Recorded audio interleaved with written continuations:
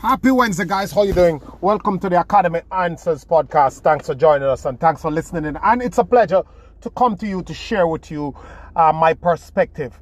And it is fascinating when I look back at my life experiences and what I've been through and what got me here. And you know, even though we naturally don't want adversities, and even though we naturally don't want troubles in our life, it is these things that make us. It is these down moments, it's these tough times, it's these mishaps, mistakes, poor judgment that actually shape our being. And it's actually a lot of times when we think, and this is probably the biggest thing that I've learned from my journey, and is that some of the things that we think are breaking us actually didn't break us. It was bending us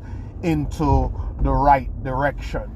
And part of my stories, and I'll just show you where I'm coming from really quickly. So part of my story is that I started out quite early. My second paycheck when I left university, my second paycheck, and people listen to this from across the world, and I grew up in a third world country, but understand, guys, that my studies were courses that came out of a first world country. So we had these courses, all the courses in our colleges and universities. I'm not sure about that now, but then, back then, all those courses were adaptations, were courses, were books, were lesson plans, were actual content from America or England. Because we're from the British system. The Queen is the head of state, and everything is, the court system is British, the education system is British. And a lot of the tertiary education stuff is a mixture of the American stuff and British stuff. So sometimes people, you know, not that I care, but sometimes people tend to scoff at my training because they think that, you know, he's third world, I'm first world. It makes no difference. It's the same. My degree is first world stuff. But forget that, because this degree thing is another question. It's crazy. So I started early. I had this ambition, this drive to become someone great. So where I came from, there were 2 cars that pass in the week, 2 standard. If there's any more, it doesn't get above 4. Listen to me carefully. 2 cars. We didn't have to see them to know which car it was. Once the day of the week and the time of the day tell us which car it was.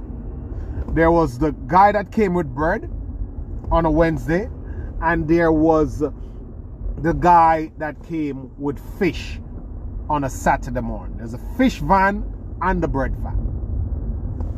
Those are the 2 motor vehicles you'll hear, and there's a motorcycle, a bike, that you hear that is next door. My next door neighbor had that. There's no more vehicle that pass that way for the whole week, every week.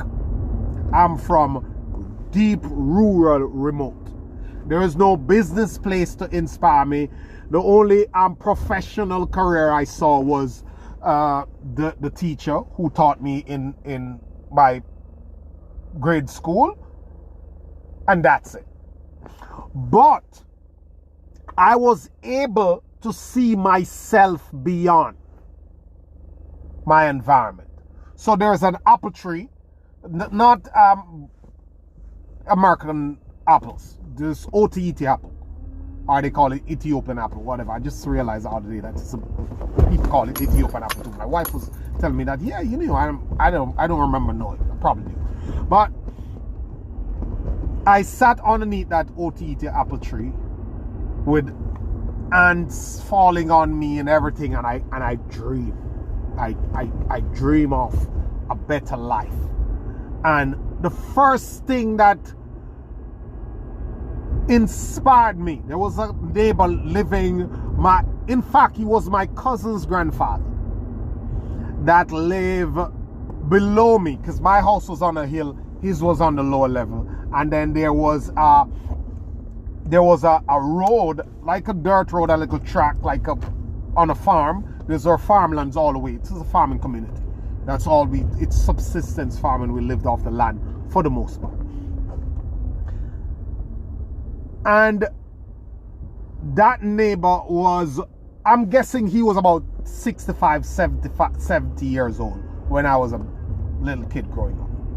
And I used to watch that gentleman every single morning, bent over on a stick with a bag on his back, with raggedy, dirty clothes, walking a mile or 2 miles to his farm to till the soil, to plant crops, to try to eke out a living for his family. I watched that every day, and I remember thinking to myself, I don't want to be that guy. And sometimes you have to start from the point of what you don't want to be before you decide what you want to be.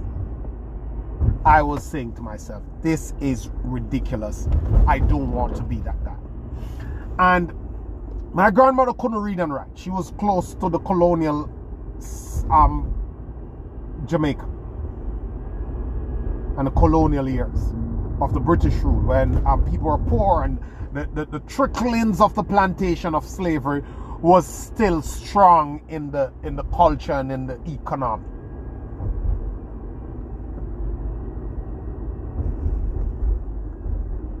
My grandmother couldn't read and write. My mother left to the big city, to Kingston, to try to earn a living, to change her life, and that was a common thing. So some families, which is a smaller percentage of the families, were able to migrate to Britain, England, and America.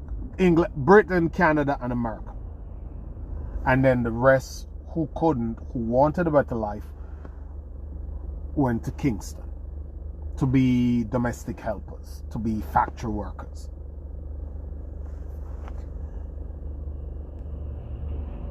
My grandmother couldn't read and write.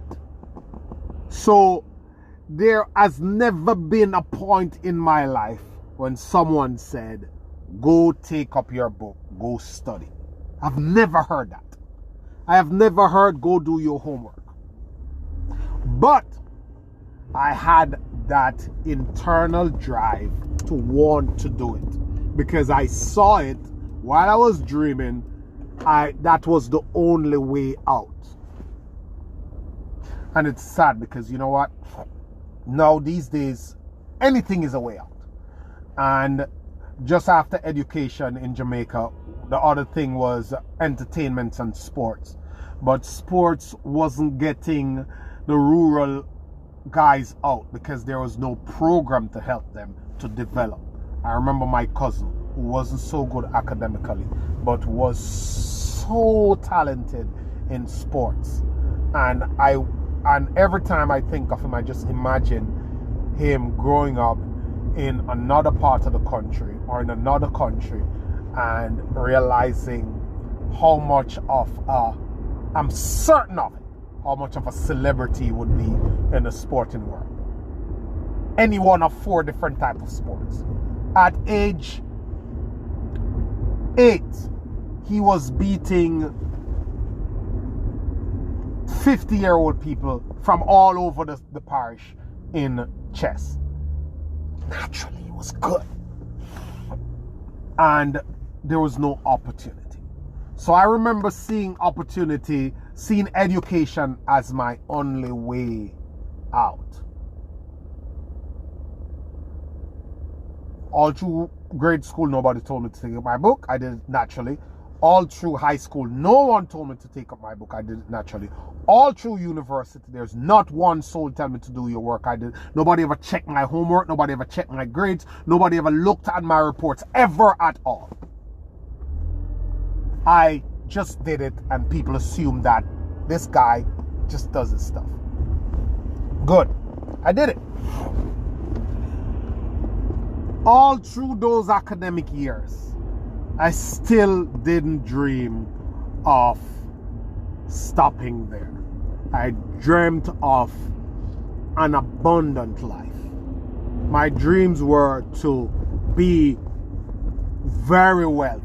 I only spoke of wealthy stuff in school.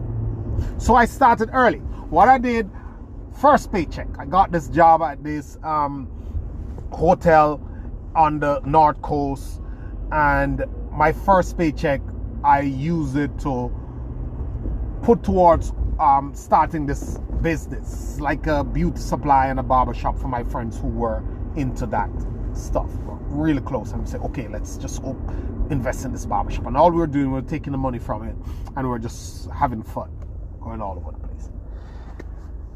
And it has never been different from then until now. I was 18 years old, and ever since I was 18 years old, I was doing business and trying to create something that could take me to wealth. Just taking action and making moves on a pile load of businesses. I'm probably at number 35 when it comes on to doing businesses. Just going through them. Most of them have been colossal failures. Some great winners. Some squandered totally, and some had huge potential. Some had my heart cry at what I could have done with them and what they could have been to me. But I'm telling you this to tell you that there was a point where 3 of my businesses go bust in a 2-year span. I lost $13 million up front, in debt to the tune of $4 million, and it was horrible. I broke down. I lost my zest for life. I just didn't know what to do. I was becoming a victim. I was blaming everybody. Because when you have tasted flight, understand that when you have tasted flight, when you have the money that could buy a car, driving around with every day, and then when it don't even enter your mind what your expenses are, because they were just not even a matter of importance. They just taken care of. Whenever they come up, they're dealt with. I remember this time when my mom called me and said, wow, Loon, where are you? You know, can you check out the price of a refrigerator for me? My fridge just went out. I'm like, okay. I picked up my phone. I called the people who sold these things, and she had a refrigerator in 25 minutes to an hour.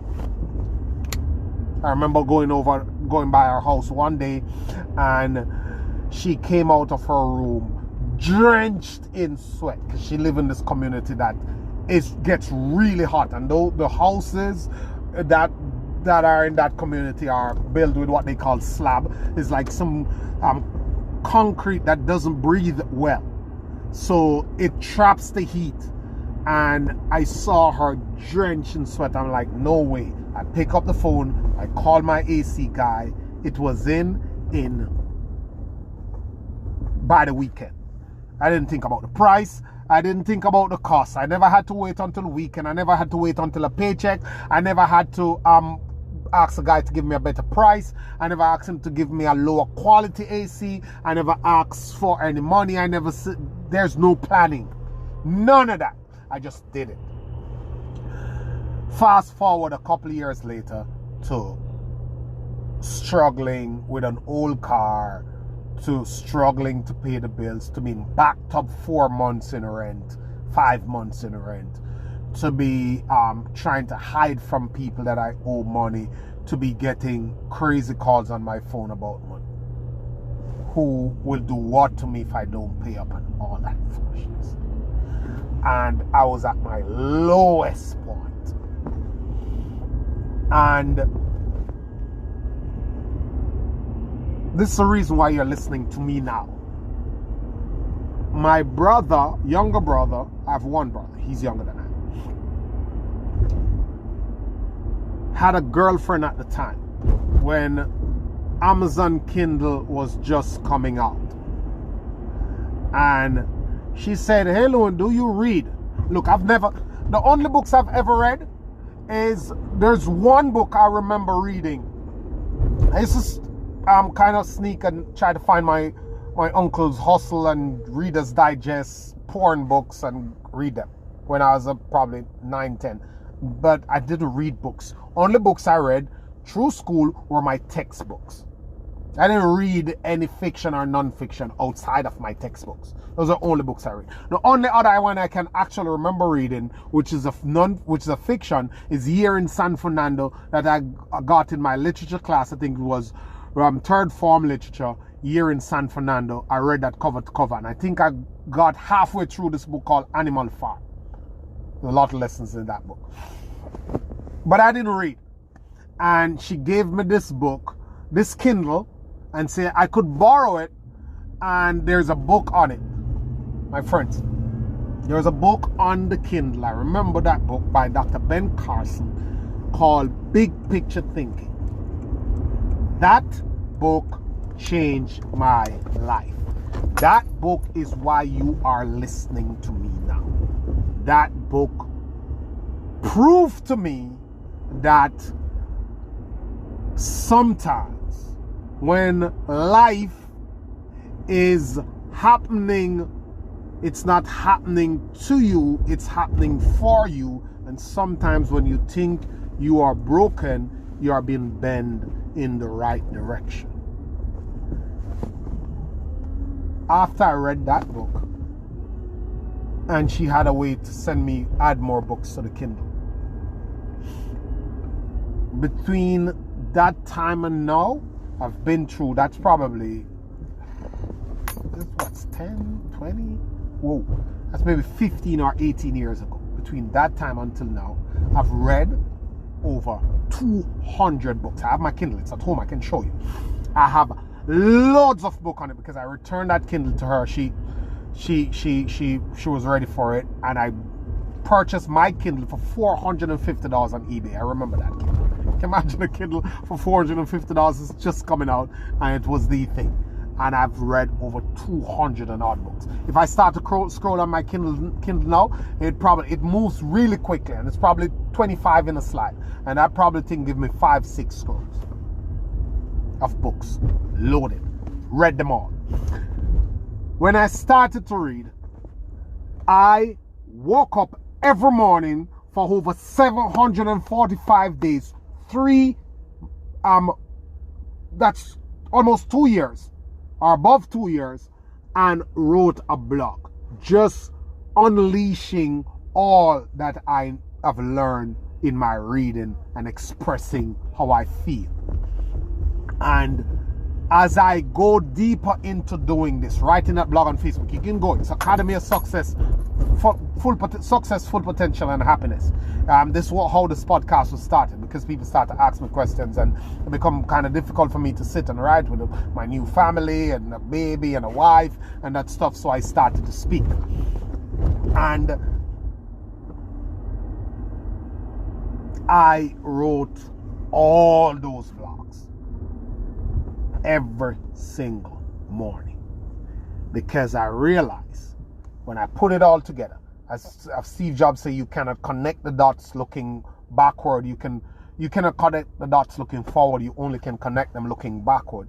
I look back over my life, and I realized that all through grade school, high school, university, I was naturally looked upon as this leader, and I was doing this long before I know what I was doing. I was giving people advice. I was writing love letters for my friends. Tons of them I wrote. I was giving people guidance. I was inspiring people. I was helping people. I was making people take charge of their lives. But I made the point to bring home to you that some of the adversities that we face in life, some of the things we go through, they are our seed of opportunity that are being given to us.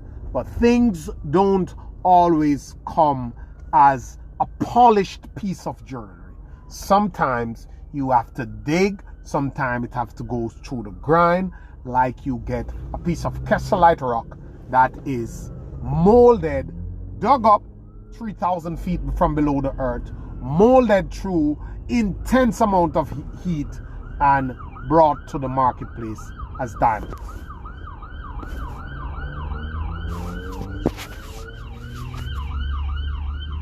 My apologies for that, sorry. So, as you go through your life and as you come into your struggles, as you face your trials, understand that every challenge, every adversity comes with it a seed of opportunity equal or greater than what is needed to overcome. And in order, if you're not seeing it, you're either not patient enough or you're not looking hard enough. Like the people who have gone through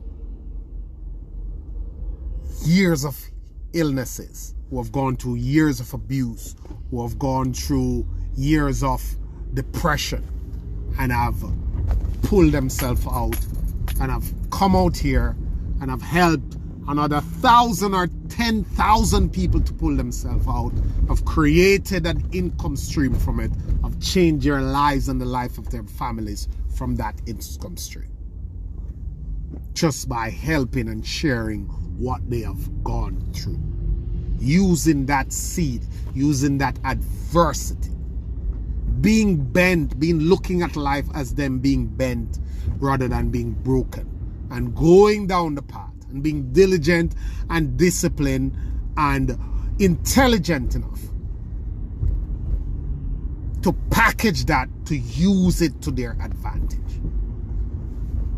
And like this writer always say, gravity is what brings us to the ground. If you jump from a building, the gravity is why you will get broken into pieces on the ground. But nobody complains about gravity. In fact, we've found a way to put the airplane in the sky despite gravity.